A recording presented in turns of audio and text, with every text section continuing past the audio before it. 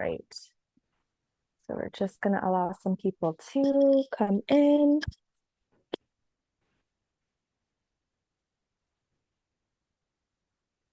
All right. Hi, guys. Thanks for joining.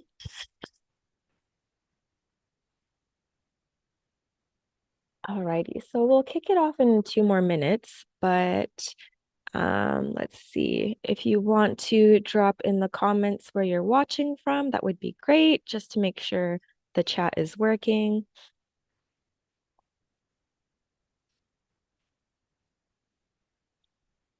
Okay, I see some more people coming in.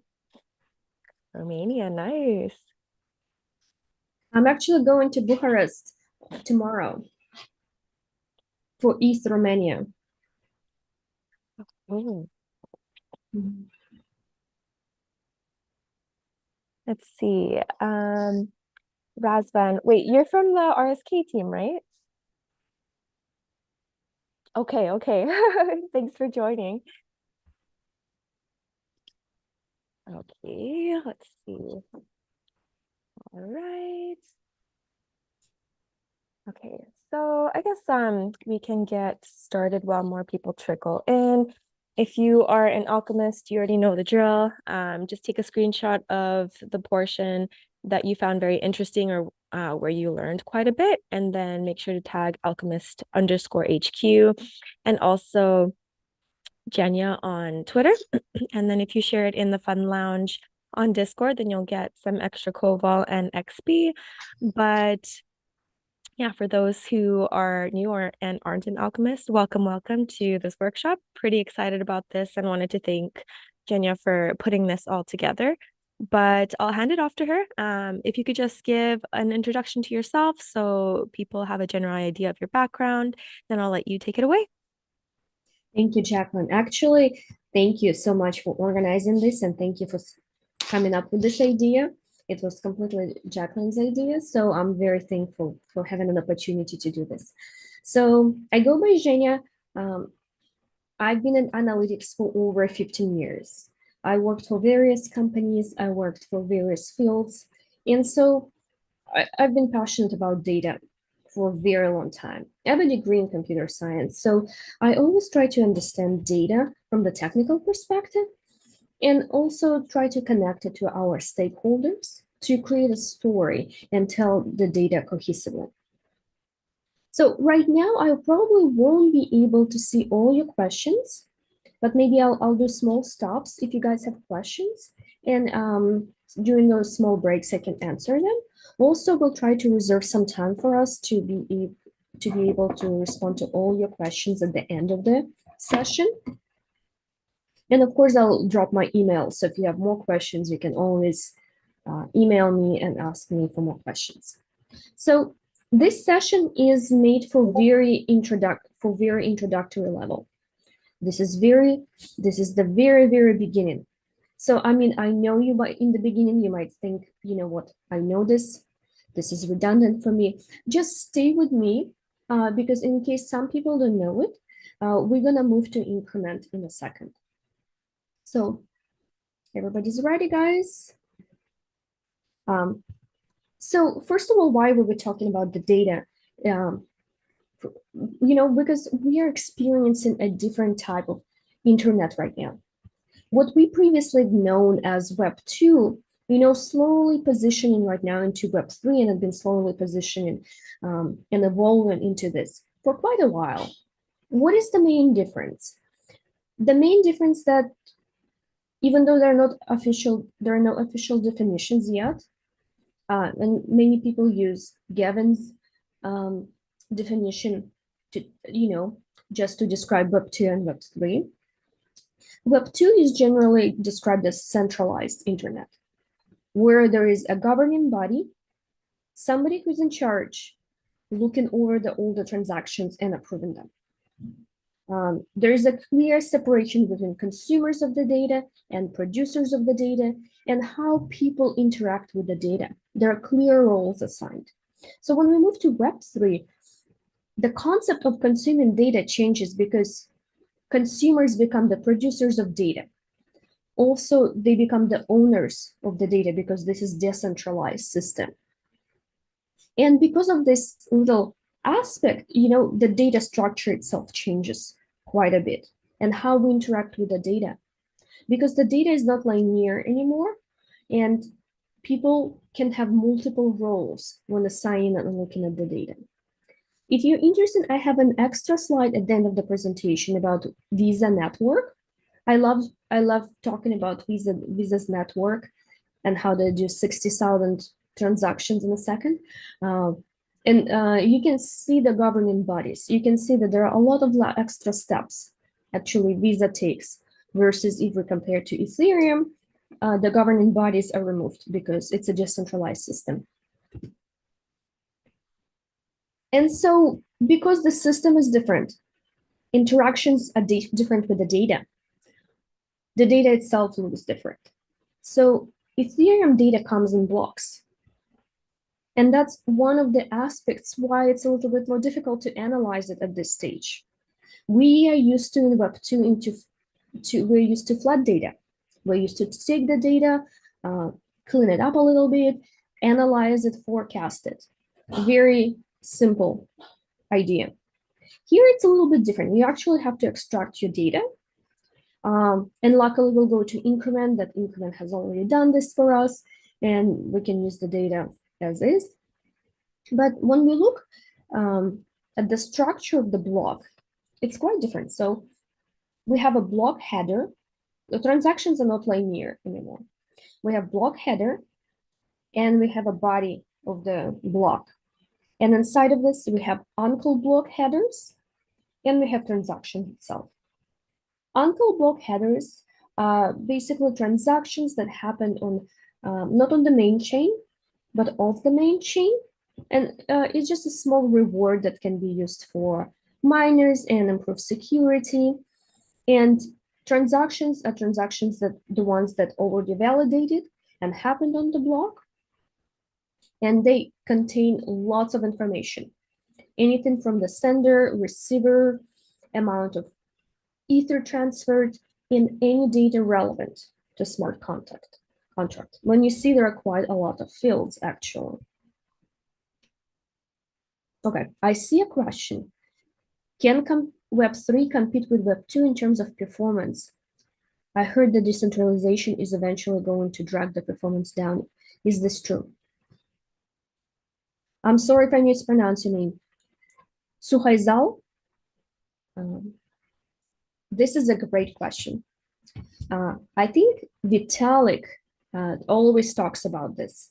It's a great question because right now, I'll give you an example. Visa, about the performance. Yeah, Visa does 60,000 transactions in 1 second. Ethereum does 20 transactions. It's quite a huge difference, 20 versus 60,000 transactions. This is where performance comes. And there is a payoff. The security of the network is extremely high, and we don't have governing bodies. So this is where these 3 aspects keep on playing. Can we have high security? Can we have decentralization? And can we have performance? Or can we have... So Vitalik usually says that you can usually have 2, but having 3 is extremely difficult. So it's a bigger question, and I think it's in the future, how it's going to happen. But right now, there are more and more solutions. There are plasma chains, there are uncle networks. There are quite a little bit of solutions to trying to scale it. But of course, scaling 20 transactions into 60,000 transactions, you can do that overnight. And the difference between Web3, because we are the owners of the data, there's no governing body that basically holds all the data and controls it. We are all the holders of our own data, and we have access to it at any time. So this is where security comes in play, and this is why there's a need for more security. Let me know if this is sufficient answer.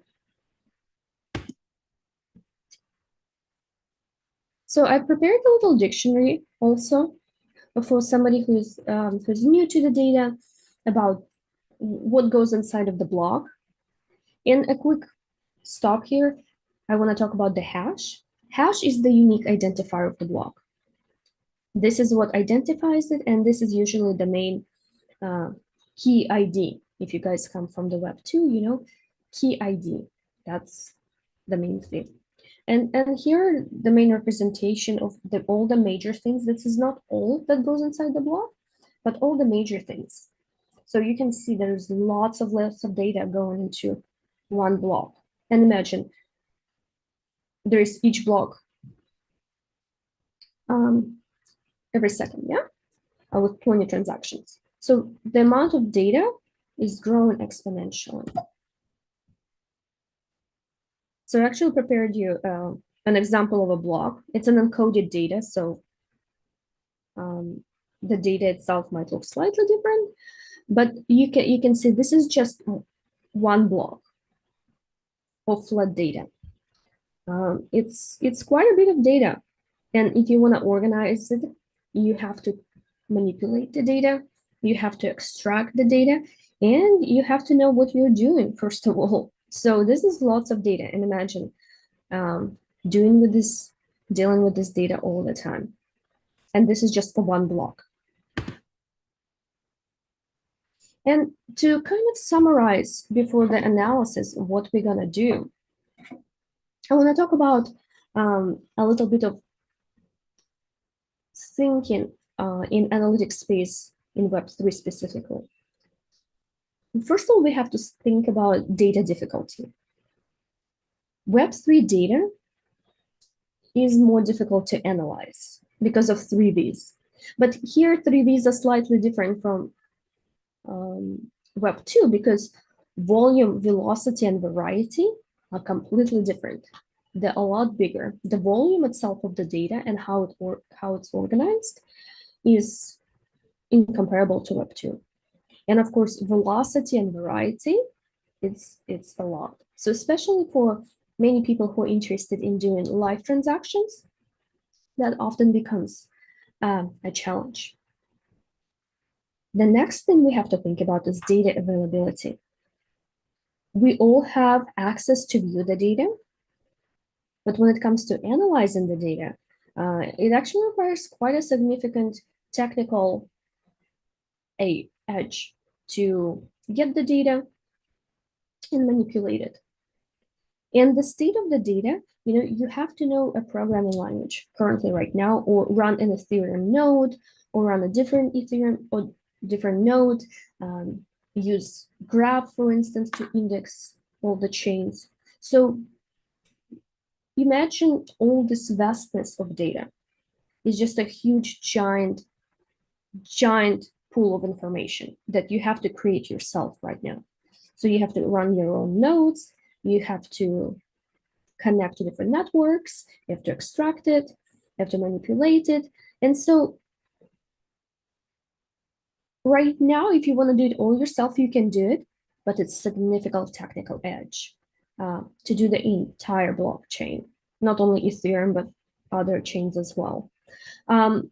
Some of the mainstream solutions, sometimes you can use them. We have a little bit of a variety right now, luckily, but many of them, in my personal opinion, require knowledge of programming languages and require you knowing data manipulation in that particular sphere. So that makes it a little bit more difficult, and not talking about that some of them are very expensive, and where you have to pay for every query that you do. Also, we have to think about the stakeholders and who are the main consumers of Web3 data. Currently, I read recently an article that the main consumers of the Web3 data right now are decentralized apps, DApps, and regular applications. So to say, like something like a Coinbase, that needs data refreshed instantly when people do transactions, trading, sending NFTs, transfer of ownership. So things like that, they very much rely on volume and velocity of the data. and it has to be really fast.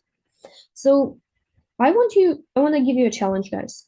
Try to be creative when you analyze the data and try to think about possible out-of-the-box solutions. How can you apply the data? And what are business questions you can take from Web 2 and transfer them into Web 3? I see a few questions.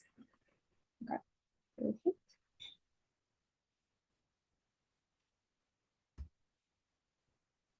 And overall, and this is something Maria said.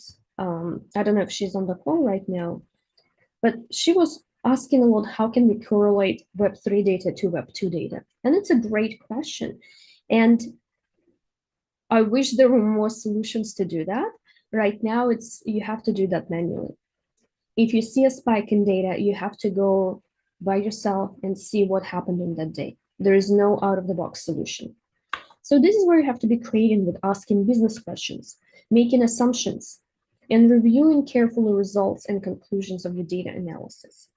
Because there is so much data, and every time you ask a question, it can lead to a million of other questions. So this is the last slide I was talking to you guys about, yeah? A Visa network. So if you guys are interested, we can look at the data later. I'm gonna stop sharing the screen and we're gonna switch to Increment.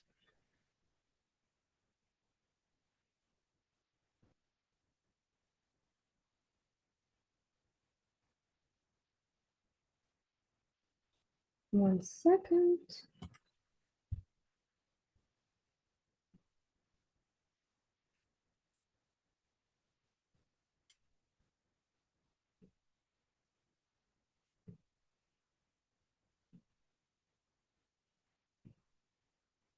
Okay, let me know if you guys can see.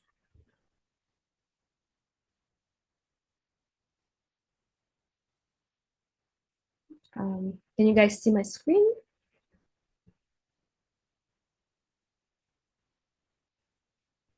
Okay, perfect. Thank you so much, Westwinder. So for this particular example, I wanted to demonstrate out-of-the-box solution that Increment provides for us.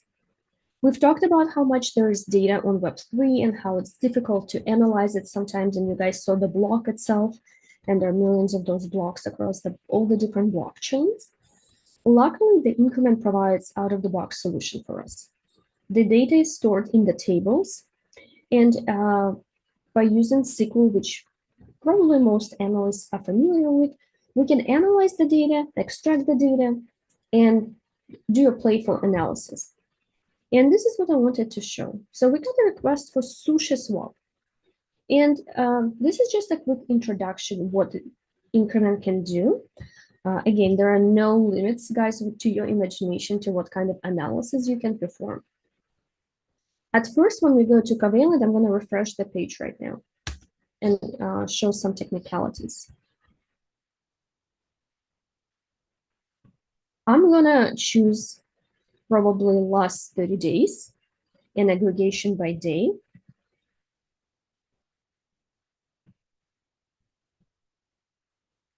So we can play a little bit with the data.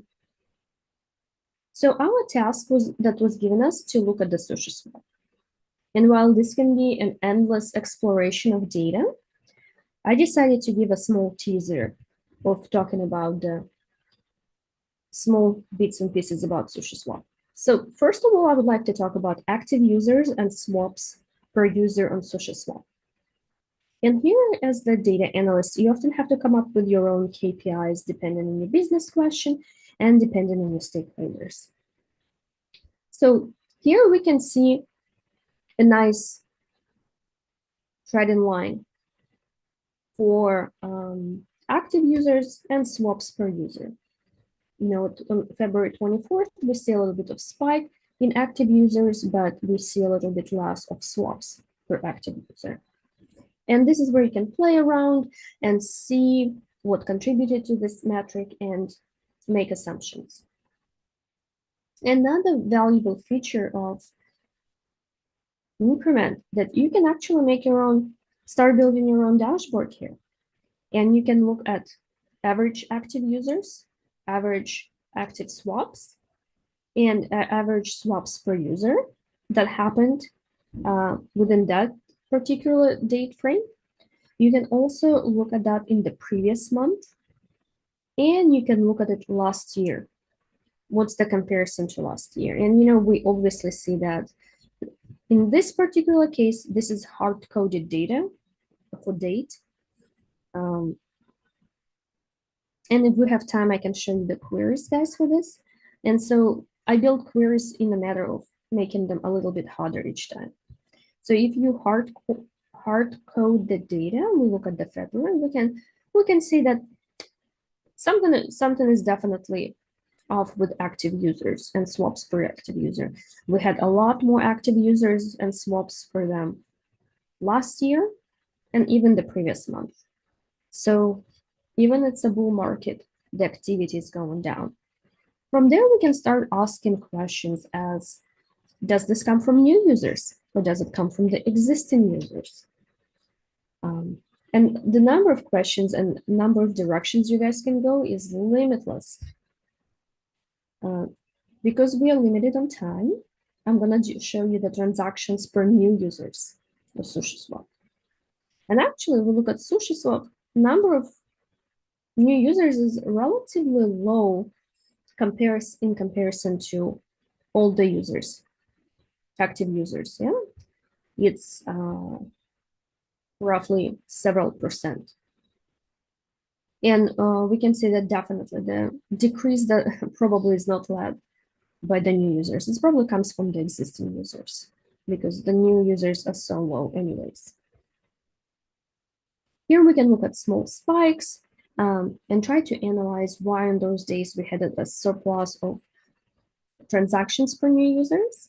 And depending on the cohort we're analyzing, we can look at the data cohesively. Actually, we're seeing that there are a little bit less new users than we had last year and the previous month.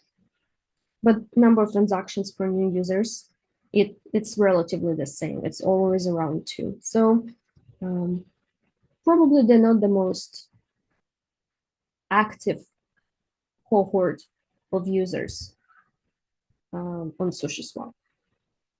So this is like a small introduction into the bridge. And again, the world is your oyster, guys. There are so many beautiful analyses you can build on that. And I can provide you queries as well, and I can show you how easy it is to build. Then we can go to retention. I personally love retention. I personally specialize in loyalty and customer journey. So this is always my perfect slide. So here I'm going to choose actually, let's do last 24 minutes. Okay. And I'll tell you why I did this in just a second, guys. So you see how difficult it is to manipulate the date range? You can switch and look around and play with the data and easily jump between analysis. I think it's a great feature, and where you don't have to go back to your query, adjust the date manually. You can just simply look at here and look at the trends. So this beautiful slide, this is talking about daily, monthly, and weekly active users. We already looked at actually new users are not very active.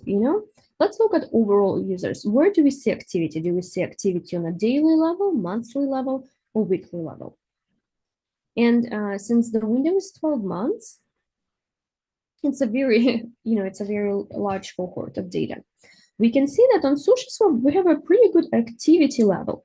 That we have a little over 100 people every month active daily, that every single day come into SushiSwap to do some kind of transaction.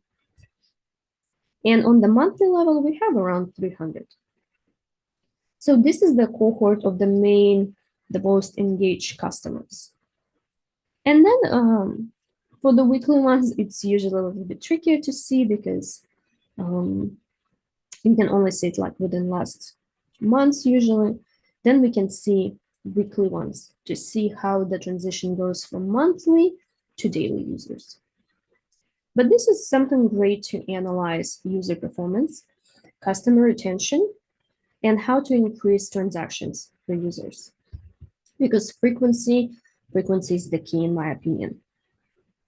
The next analysis, I wanted to give you a small teaser and to show you, if we look at Sushi Swap every month, how many new users come in? What's the retention there? How many users actually are retained every single month on Sushi Swap, and when the drop-off happens? So to look at this data, we look at the cohort months, we look at the new users acquired, and then each month represents how many months happened after the new user got acquired, and what was the active ratio of them on that particular month. So I'll give you an example. So last year in March, there were acquired 164 users, new users. Out of them, 91% of customers remained active in the first 1 month after. Then we see a little bit of a drop to 71% in the second and third months. Then there's a little bit of a drop to 66 and 60%. And at the end of the 12 months period, we see the drop off to 43%.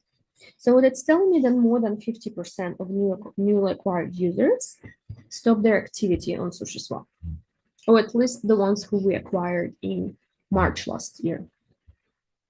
When we look at the data going forward, we see a little bit more of drop off in data. We see that, having higher acquisition last year of 91%, we're slowly going down to somewhere between 20 and 40% on any given month. And then the retention slowly drops off. This is a great tool, and I think this is a great analysis to look at how many clients that we're acquiring, and are we acquiring the right clients, and are these clients are even staying with us. So this is small teasers that you can build with Increment. I have queries provided for you guys, and you can use them. You can also build your own queries, and there's a lot more that you can actually build here to analyze SushiSwap. No more questions. That's good. So now let's look at the revenue. Here I'm going to change it instead of the 12 months. Let's do last 30 days. First thing I want to look at is the swap volume. And quick thing, most of the queries are extremely easy, except some of the retention. So this is a very good playground for you guys to start playing with Increment. These queries are very easy, they explain data very nicely, and it's a very low learning curve to actually get onboarded on Increment and start using it. So for swap volume, we see a very nice activity. Yes, we see some spikes within the last 30 days. We can start now asking questions. What are those spikes are correlated with? The first thing we can see, are they correlated with added liquidity on SushiSwap? And well, yes. We can, in Web3 data, we can see actually if the data, if the revenue was added to SushiSwap and when it was withdrawn, we can see all of those transactions. And if we plot them, we see a very similar chart. And then we can also start positioning one chart on top of another chart if you guys want to go into more deeper analysis.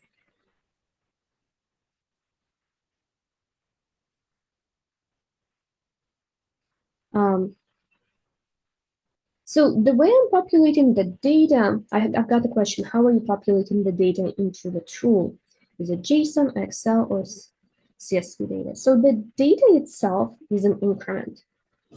And I'm using SQL queries to write requests how to pull the data. And the increment provides this solution for me that I can easily visualize data and create charts. So if you guys are very interested, we can quickly go through this and I can show you how a query runs, if this is something of an interest to you guys. And we can see and publish something interesting, yeah? So we'll probably come back to this question in just a second. So again, we looked at the added liquidity, we looked at the removed liquidity, we see a little bit of change in days of how long do sushi customers actually hold on to their revenue, to their revenue and money, and before selling it, before trading it. And this is also another beautiful analysis that can be done by you guys to see how long is the liquidity is actually staying on SushiSwap. So if that's okay with you guys, we can actually go into one of the queries and see how the data is represented since we still have time. So you see this is a beautiful dashboard that was built by Increment for me. The ease of using it, I'm just gonna go to SQL and this is a query. So this is actually two queries that I put into one. One is for active users and one is for swaps per user. So if you're seeing that it's a little bit too much, don't be discouraged. This query can easily be dissected into two queries to make it a little bit easier, guys.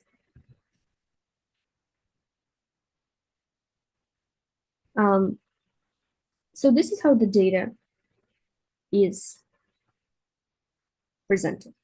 Right now, if you guys are interested, I can actually pull some data live from you. So let's do this. Let's do a new query. Are you guys staying with me so far? Because I don't want to lose you.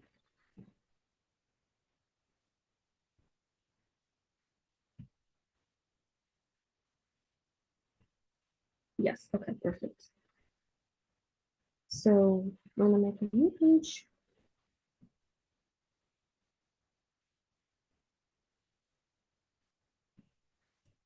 I'm sorry, my banner is like right on top that prevents me from clicking on it. I apologize for that.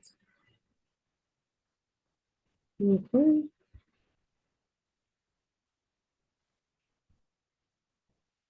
So the beauty of Covalent and starting with Increment particularly is when you start your journey, some of the queries are already pre-filled. These are some of the examples right here. Of course, it's not everything that you need. There's a lot more, but at least this can be a good starting point. I'm gonna start here. I've never used Increment before. And here there's some documentation provided for major tables that you can actually look at and analyze the data. We see many tables. And again, if this is something of an interest, this can be another topic, looking into the data itself and looking at the tables and looking at the identifiers. But I'm just here to show you how easy it is to use it right now. So I'm gonna make a new query. I'm gonna start with an empty query this time, but if you want, you can use any of these examples here.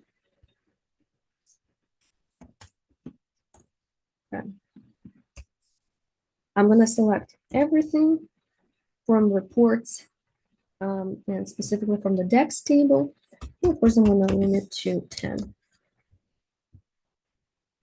And this is like the answer to Ganesh's question to show you this is how the data is represented. Remember how we looked at the blocks and each block was so much data and it was just like one page of the data itself.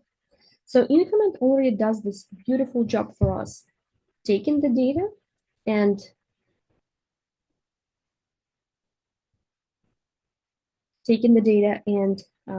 flattening it for us so we can view the data and actually analyze it.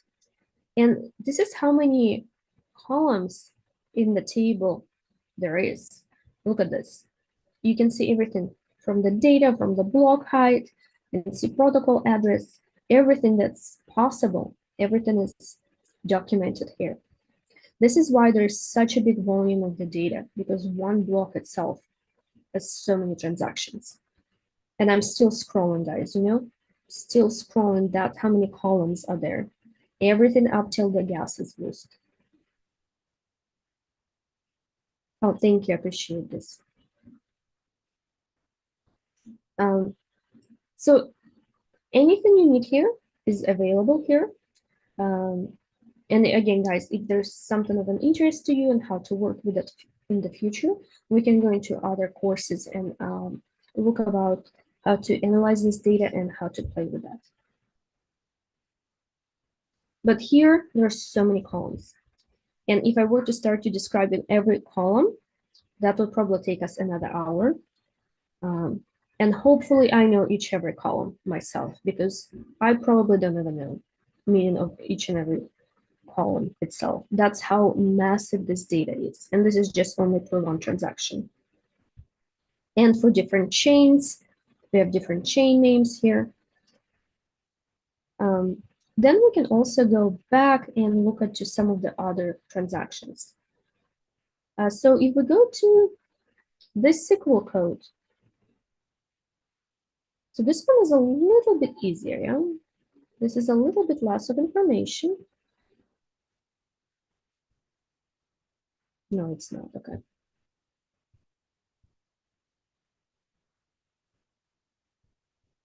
Look at the new users.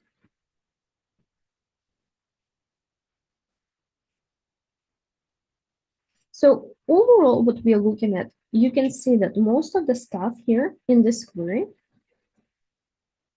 you don't need to change many things except protocol, chain name, choose the columns, and properly manipulate the data.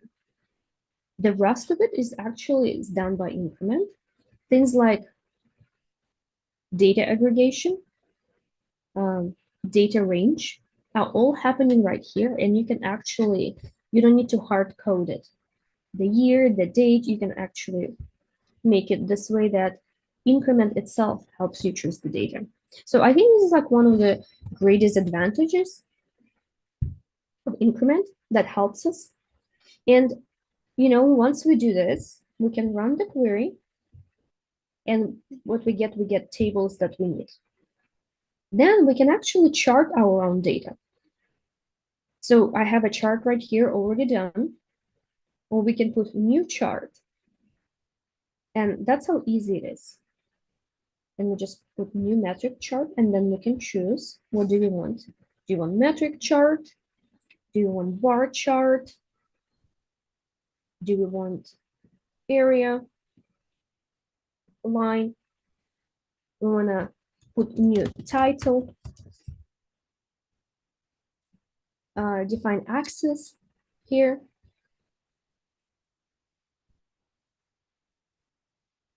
Define series, what goes here? Do you want new users, or do you want transactions per new users? And this is the ease of working with Increment. So things like that, once you run the query, you don't have to spend time building your own visualization, your new chart. You can just simply run the query and create new chart.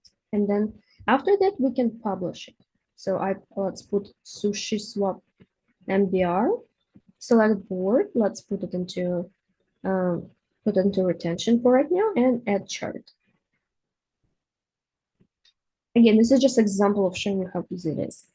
Now, if you refresh the page, and then we go to the retention tab, we see our newly made chart made it to this page.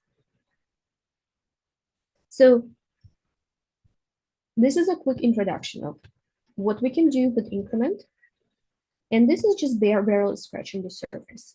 It's a very useful and easy to use interface, very easy to manipulate the data, and very easy to make an analysis without spending too much time charting your own data, visualizing it. The tools for you to use are already here. And on this note, I wanna stop right now and open the floor for questions because we've kind of covered a lot.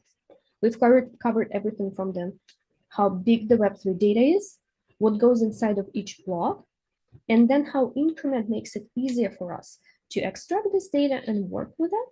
And then I showed you a quite fun analysis of the including SushiSwap, involving new users, active users, retention, stickiness ratio of daily, monthly, and weekly users, looking at the liquidity of the pool and what causes it.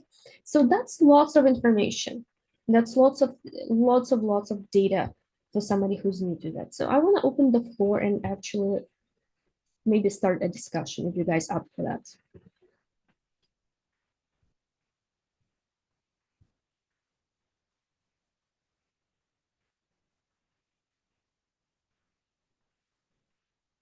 Do we have any questions?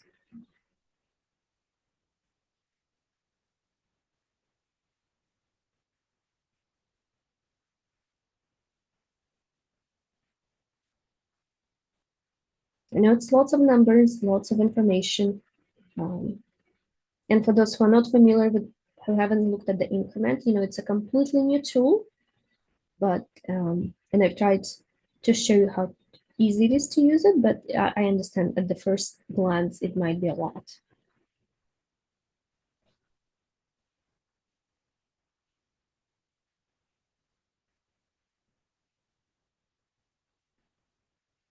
That's a great question. To my knowledge, and Jackie, please correct me if I'm wrong, the tool does not work outside of the Kavalin webpage. So the question is, does the Increment tool works outside Kavalin webpage, like a plugin to integrate in other projects to show the KPIs? It doesn't, but what we can do embed. We can embed some of the metrics. We can select the options, do you want the whole board, card,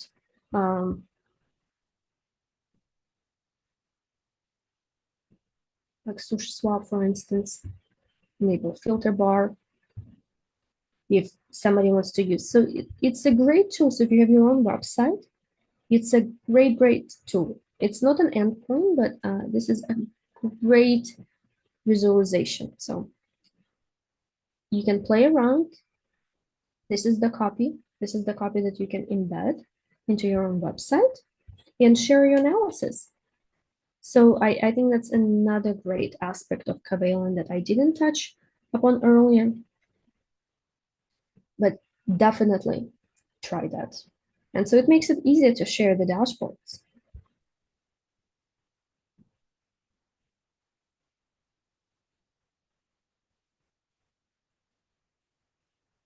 Okay, the next question that we have, in the queries, I only use in SQL. Are there any special commands unique to queries in Increment? It's a very particular deep question because every SQL language usually differs slightly by small changes. Here I'm using only SQL.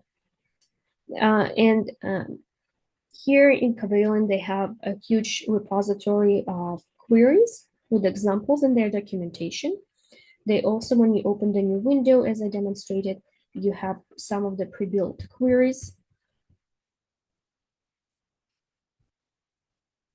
So if we go, like, for instance, new query, and I want to look at rich transactions count for other, it's already given to us. So sometimes if you just want to only look for different transaction recipient, you can do that. The only thing you have to go outside of Increment here, you have to go to Etherscan if you're doing Ether transactions to include the address over here. But what I'm trying to say right now, it's actually quite easy to start learning. And I know Increment used to have a boot camp. I actually came through the boot camp myself. And it creates a nice learning curve where you are able actually to progress in your journey, in your data journey.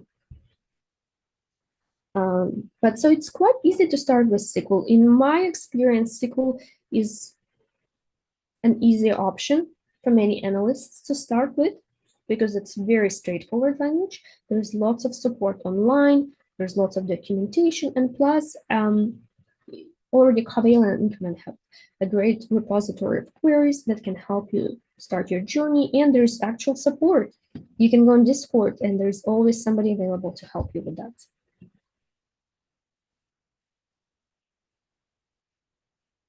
Okay. Oh, good for you.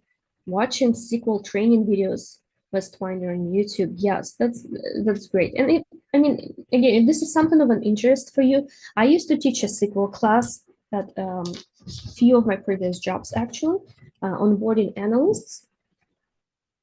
And getting everybody familiar with the data. If this is something of an interest, we can do a quick introduction again. It's up to Jacqueline, she's in charge here, to see how can we start with Increment using just basic SQL and how can we slowly progress, maybe in 1 hour, to pull some simple transactions, do live examples of data manipulation. And if this is something of an interest to you guys, this is always again, I always encourage you to learn SQL. I have friends, and this is a side note, I have friends who are not analysts, who are, one of them works for the largest US sugar importing company, and she's required to learn SQL. Just because the data is growing, the demand for SQL is going to grow as well. So this is on my personal note, always learn SQL.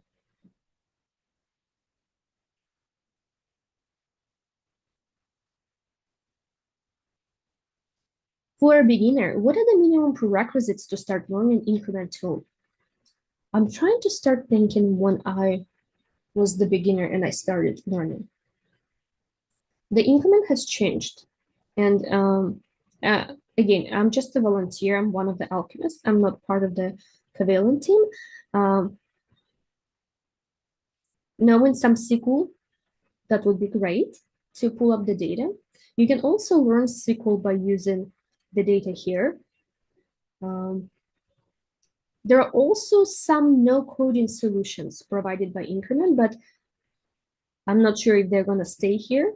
And again, I'm not the expert on those solutions here, but there are some no-coding solutions that I personally myself found very, very helpful. But again, if you need something for more deeper analysis, you probably need a little bit of SQL. There is lots of documentation here. That's one benefit. There's lots of documentation. Everything is documented beautifully. And if you guys always want to contribute to documentation and create some articles, I'm sure Jackie would be more than happy to cooperate with you on that. But yeah, if you guys want to talk about something, creating a next level for this discussion and doing something very simple on learning SQL using the Increment, we can do an hour of introduction and showing you how knowing select from where can take us to select some of the data and help us answer some of the questions. I hope this is answering the question because, okay, I'm not part of the Covalent and I'm trying my best to explain the message. But for me, using Covalent, especially Increment, is very, very smooth experience.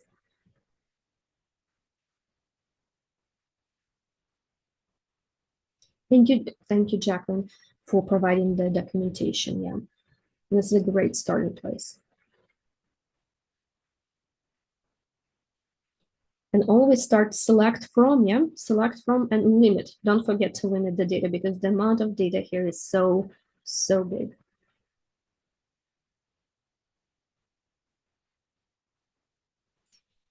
Do you have any more questions, any more suggestions? Anybody wants to say something about the workshop itself, or if you guys don't understand something or misunderstood something, please let me know. Thank you.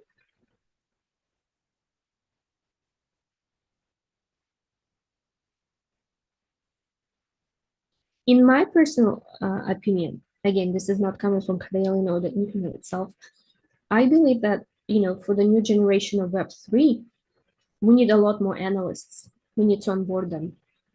And to do that, we need a little bit of hand-holding to introduce them to the data, because the data is so different. You guys saw yourself. The block of the data itself is, you can compare it to the Web2 data. So you actually have to start thinking slightly different when switching to Web3. And so I think Increment is doing an incredible job trying to help onboard new analysts to help us analyze the data, because right now we can be doing so many cool analysis on the blockchain. We can be analyzing cohorts. We can be analyzing user journey. We can see where the transactions are coming from. Are they coming from millionaires? Are they coming from whales? Are they coming from small fish? Things like that. The number of questions there is endless. And I highly, highly encourage you guys, start asking questions, go to Increment, sign up for a free um, usage, and start playing with the data. Start playing with the tables, guys. And thank you so much for the opportunity to be able to speak to you today. And if you find this helpful, please let Jacqueline know. And if you guys want a second continuation on that, please let Jacqueline know. Thank you. Thank you so much for your time and knowledge. This was great. I'll wait for the recording to be processed just to put it in the Notion page, and I'll also provide this to the Rootstock team once it's done. But yeah, if you guys have any questions, you know where to reach Jenya on Discord. And if I may, can I get access also to the presentation so I can put it in the resources section Of course. and the dashboard that you created as well? Of course. Okay. Perfect. All right. Well, if there's not any other questions, then we can close the session. And yeah, I hope you guys have an amazing weekend. It's Friday already. Okay, and whoever is in Romania, guys, I'll see you tomorrow there. See you for East Romania. All right. Have a safe trip. Bye, guys. Thank you.